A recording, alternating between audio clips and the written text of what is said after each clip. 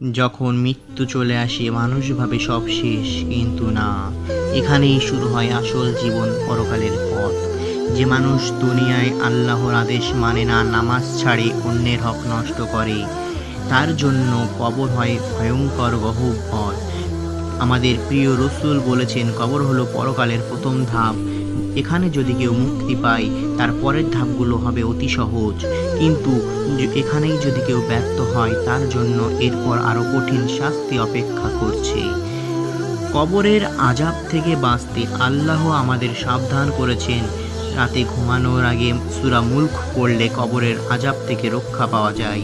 আর সব সময় তওবা, নামাজ ও অন্যের হক আদায় করাই একমাত্র বাঁচার উপায়। একদিন আমিও, আপনিও, সবাই কবরে নামবে। আজই ভাবুন, আমরা প্রস্তুত তো সবাই? কবরের আযাব থেকে রক্ষা পেতে প্রতিদিন তওবা করুন। নামাজই হলো মুক্তির চাবিকাঠি।